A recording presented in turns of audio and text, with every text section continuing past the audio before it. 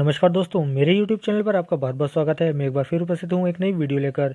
मित्रों, जैसा कि पिछली वीडियो में मैंने आपको बता दिया था कि उत्तर प्रदेश माध्यमिक शिक्षा सेवा चयन बोर्ड द्वारा आयोजित टीजीटी पीजीटी की वैकेंसी का विज्ञापन आपको 31 अक्टूबर तक देखने को मिल जाएगा। तो मित्रों, आज 29 अक्टूबर को आयोग ने अपनी ऑफिशियल वेबसाइट पर संबंधित विज्ञप्ति और विज्ञापन जारी कर दिया है। मित्रों, आपका जानकर खुशी होगी कि टीजीटी की 12,873 सीटों के लिए तथा पीजीटी की 2,595 सीटों के लिए आवेदन मांगे गए हैं। तो मित्रों, इस वीडियो में मैं आपको पूरी जानकारी और विज्ञापन के बारे में, प्रत्येक सब्जेक्ट के सापेक्ष सीटों के बारे में, शुल्क के बारे में सभी जानकारियां प्रोवाइड कराऊंगा। किंतु आगे बढ़ने से पहले मैं निवेदन करता हूं, यदि आपने मेरे चैनल अभी तक सब्सक्राइब नहीं किया है तो वीडियो के नीचे लाल रंग के सब्सक्राइब बटन को क्लिक करके मेरे चैनल सब्सक्राइब कर लें तथा बराबर में दिए गए बेल आइकन को भी दबा दें ताकि मेरी वीडियो अपलोड होते ही तुरंत आपको सूचना मिल जाया करे।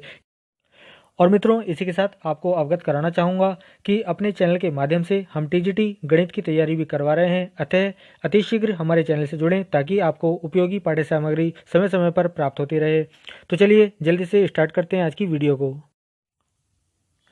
तो मित्रों, चलिए जल्दी से स्टार्ट करते हैं और मैं आपको विज्ञप्ति के माध्यम से बता देता हूँ कि यहाँ पर हमें क्या क्या जानकारी दी गई है। तो यहाँ पर पत्रांक 7,860 बाय 208/2020 अध्याचन 2020-21 दिनांक 29/10/2020 की ये विज्ञप्ति है जो माध्यमिक शिक्षा सेवा चयन बोर्ड प्रयागराज द्वारा जारी की गई है। यहाँ पर आपको बताया गया है कि उत्तर प्रदेश माध्यमिक शिक्षा सेवा चयन बोर्ड प्रयाग द्वारा प्रदेश के सहायता प्राप्त अशासकीय माध्यमिक विद्यालयों में प्रशिक्षित स्नातक शिक्षक एवं प्रवक्ता के विषयवार, अनारक्षित व आरक्षित श्रेणीवार तथा वर्गवार बालिका और बालक के जो रिक्त पद हैं उसके सापेक्ष चयन हेतु विज्ञापन चयन बोर्ड की वेबसाइट upscssb.org पर दिनांक 29/10/2020 को जारी कर दिया गया है, जिसके आवेदन ऑनलाइन प्राप्त किए जाएंगे। ऑनलाइन आवेदन के अतिरिक्त किसी भी अन्य माध्यम से प्रेषित आवेदन स्वीकार नहीं किए जाएंगे। ये सब जानकारी यहाँ पर दी गई है। इसके बारे में बताया गया है कि ऑनलाइन आवेदन भरने के समय विस्तृत अनुदेश चयन बोर्ड की वेबसाइट पर उपलब्ध है। अभ्यर्थियों से अनुरोध है कि भी चयन बोर्ड की वेबसाइट पर विज्ञापन से संबंधित पूर्ण जानकारी प्राप्त कर लें तथा निर्देशों का भली भांति अध्ययन कर लें, उसके बाद ही आवेदन करें। आवेदन सबमिट करने की अंतिम तिथि मित्रों 30/11/2020 है और दिनांक 30/11/2020 के पश्चात किसी भी प्रकार का आवेदन स्वीकार नहीं होगा। तो ये विज्ञप्ति जारी की गई है परीक्षा नियंत्रक नवल किशोर जी के द्वारा। तो इसके बाद मैं आपको विज्ञापन की ओर लिए चलता हूँ। चलिए विज्ञापन देखते हैं। तो चलिए मित्रों, आवेदन पर हम आ चुके हैं। यहाँ पर उत्तर प्रदेश माध्यमिक शिक्षा सेवा चयन बोर्ड प्रयागराज द्वारा जो ये विज्ञप्ति आपको मैंने अभी दिखाई, इसके द्वारा जो विज्ञापन जारी किया गया है इस संदर्भ में, तो उसके लिए थोड़ा सा यहाँ पढ़ लेते हैं हम। सबसे पहले टीजीटी के बारे में हम यहाँ पर पढ़ने वाले हैं। तो विज्ञापन संख्या 01/2020 प्रशिक्षित स्नातक शिक्षक। तो यहाँ पर कुछ इंपॉर्टेंट डेट्स दी गई हैं, चलिए इनके बारे में देख लेते हैं। ऑनलाइन आवेदन भाग 1 पंजीकरण की जो तिथि है वो है 29 अक्टूबर 2020। ऑनलाइन शुल्क जमा करने की जो प्रारंभ तिथि हो जाती है वो भी 29/10/2020 है। ऑनलाइन आवेदन भाग 1 पंजीकरण की अंतिम तिथि हमें 27/11/2020 दी गई है। ऑनलाइन शुल्क जमा करने की जो अंतिम तिथि है वो है 27/11/2020 और ऑनलाइन आवेदन भाग 2 सबमिट करने की जो अंतिम तिथि है वो है 30/11/2020। इसका मीनिंग क्या हुआ मित्रों, यानी 29/10 से लेकर आप 30/11 तक अपने आवेदन को भरकर जमा कर सकते हैं, लेकिन आपको पंजीकरण और ऑनलाइन शुल्क जो है 27/11 तक अवश्य रूप से जमा कर देना पड़ेगा। तो चलिए मित्रों, अब इसके बाद कुछ महत्वपूर्ण निर्देशों के बारे में यहाँ पर पढ़ लेते हैं हम। जो इंपॉर्टेंट निर्देश हैं केवल वो मैं आपको बताऊंगा। सबसे पहले महत्वपूर्ण निर्देश में नंबर 1 पर आ जाते हैं हम। अभ्यर्थियों द्वारा चयन बोर्ड की वेबसाइट www.upscssb.org पर ऑनलाइन आवेदन किया जाएगा। इसके अतिरिक्त अन्य किसी भी माध्यम से प्रेषित आवेदन स्वीकार नहीं किए जाएंगे, यानी ऑफलाइन आवेदन करने की अनुमति नहीं है। यहाँ पर ऑनलाइन आवेदन भरने के लिए विस्तृत अनुदेश चयन बोर्ड की वेबसाइट पर उपलब्ध हैं एवं संक्षिप्त अनुदेश इस अधिसूचना के पैरा संख्या 2 में दिए गए हैं। इसके बाद यहाँ पर दूसरे पॉइंट में बताया गया विज्ञापित पदों की संख्या घट और बढ़ सकती है।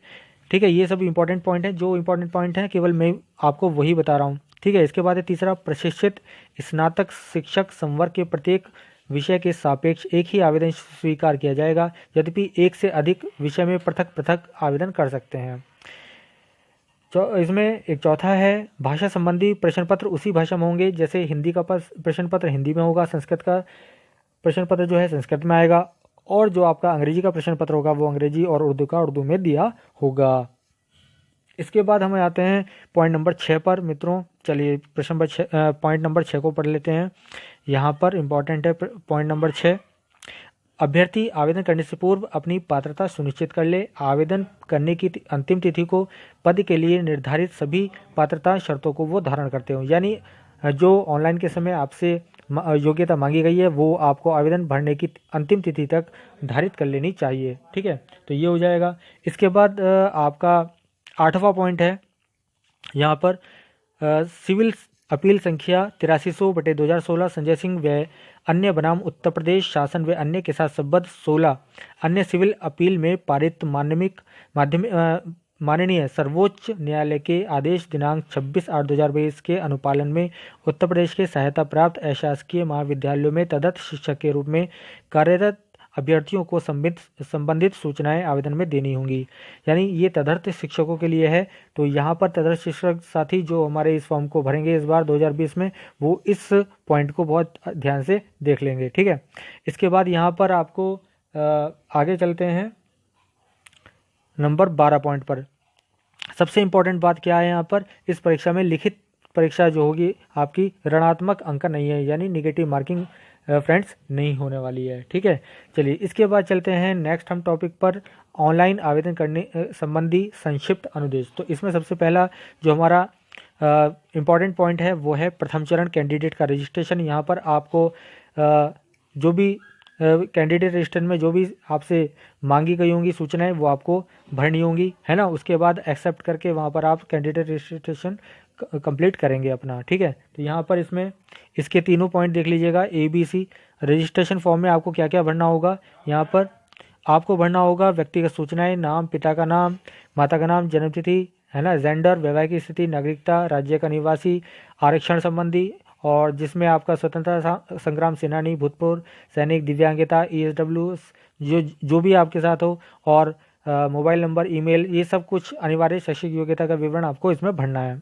इसके बाद जो तदर्थ शिक्षक हैं उनसे संबंधित सूचनाएं मांगी गई हैं वो उनको भरना होगा। ठीक है, C पॉइंट में तदर्थ शिक्षकों के लिए जो सेवा अवधि की गणना है वो राजकीय कोषागार ट्रेजरी द्वारा वेतन भुगतान होने की दिनांक से लेकर 1/7/2020 तक के मध्य की जाएगी। वो सब सूचनाएं आपको यहाँ पर देनी होंगी।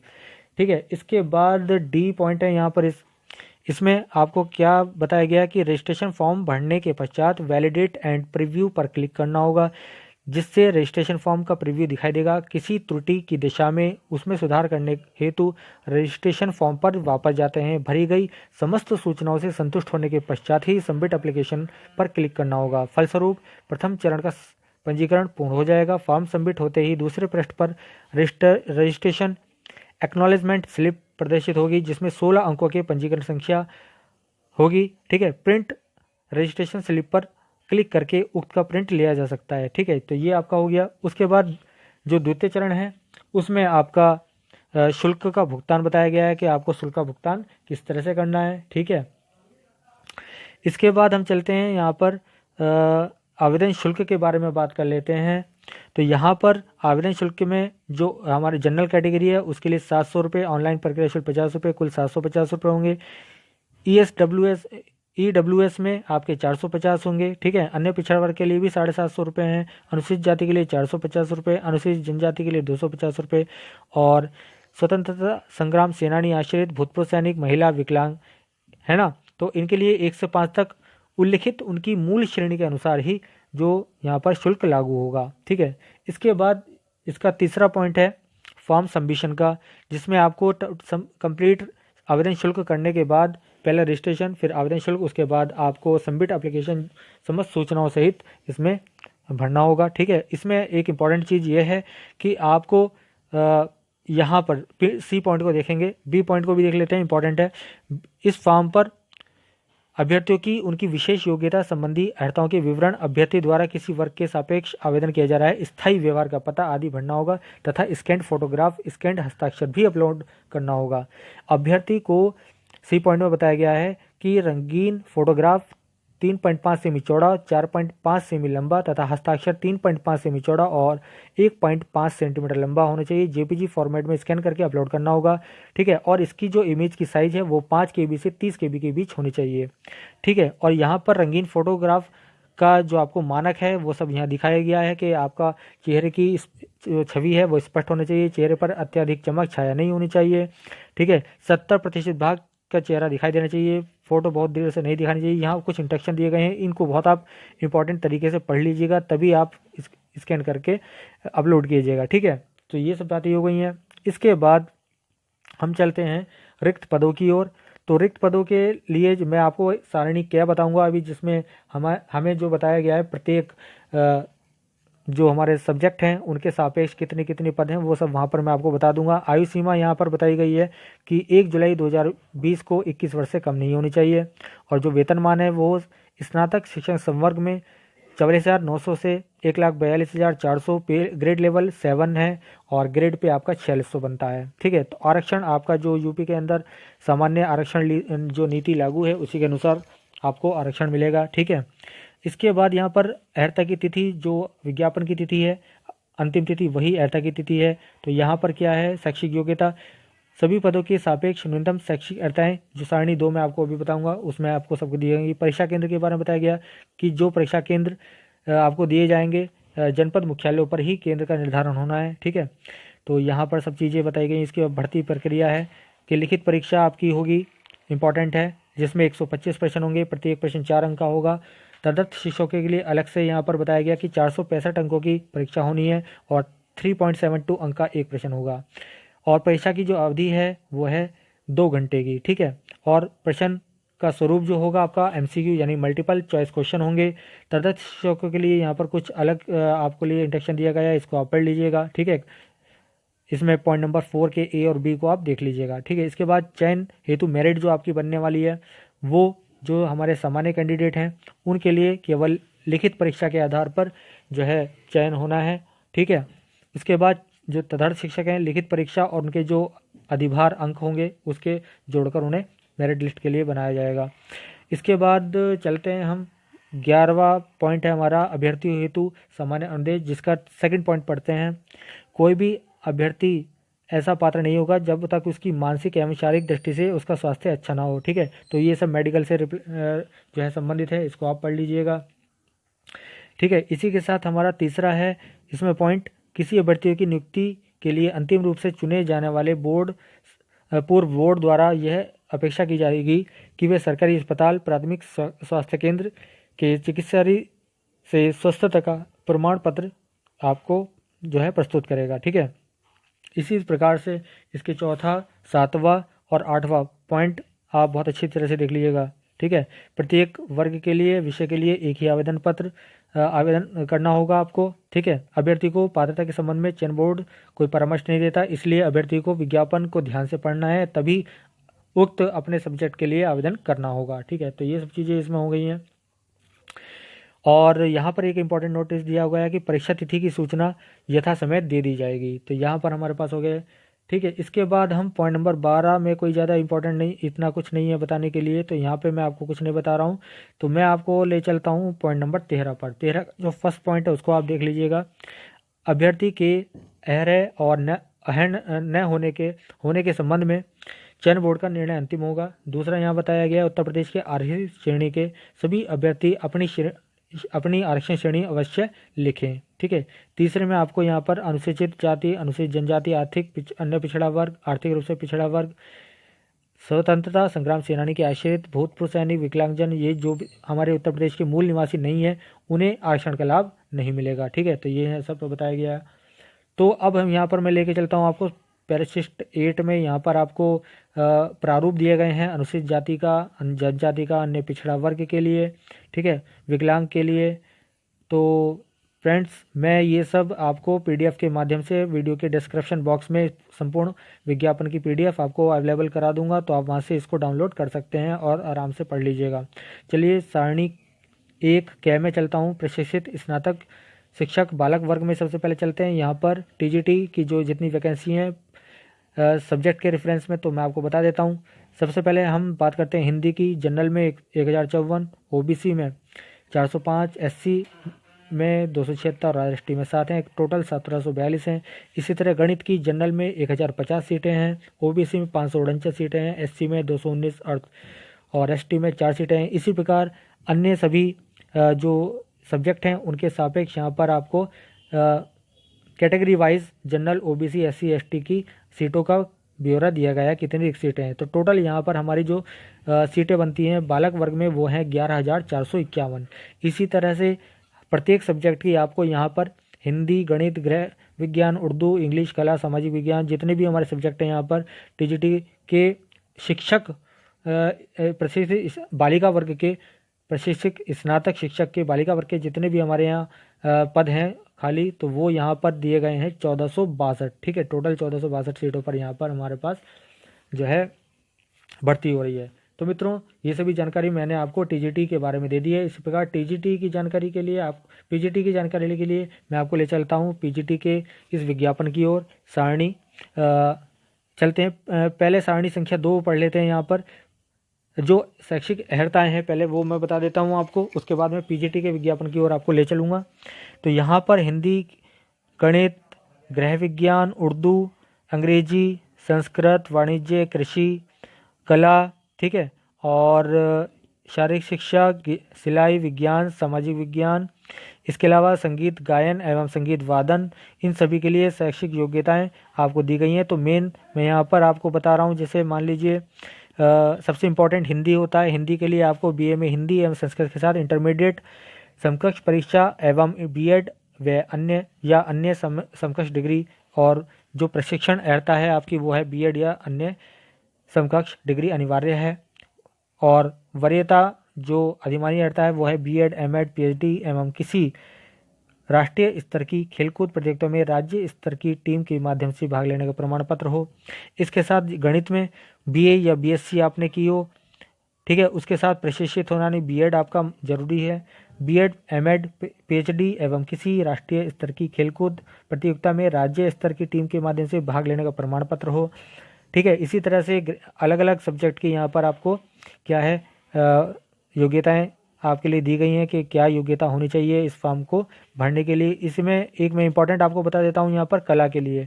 कला के बहुत सारे कैंडिडेट ऐसे होते हैं जिनको थोड़ा कन्फ्यूज़न रहता है, तो कला के लिए मैं यहाँ बता देता हूँ। इस बार बहुत इन्होंने बिल्कुल ओपन करके बताया है कि किस किस को ये लेने वाले हैं। राजकीय कला और शिल्प विद्यालय लखनऊ का आर्ट मास्टर्स ट्रेनिंग सर्टिफिकेट, जो पहले ड्राइंग टीचर होता था वो होना चाहिए, या इसके अलावा प्राविधिक कला के साथ उत्तर प्रदेश माध्यमिक शिक्षा परिषद की इंटरमीडिएट परीक्षा, यानी किसी कैंडिडेट ने इंटरमीडिएट किया हो प्राविधिक कला के साथ तो वो भी अप्लाई कर सकता है। इसके साथ मैं बताना चाहूँगा यदि ये भी ना हो तो इसके बाद थर्ड है आपका प्राविधिक कला के साथ हाई स्कूल परीक्षा, जो है किस इनकी हाई स्कूल की जो परीक्षा है उसके साथ ये तीन चार आपको दिए गए हैं पॉइंट, इनमें कोई आपके पास योग्यता हो।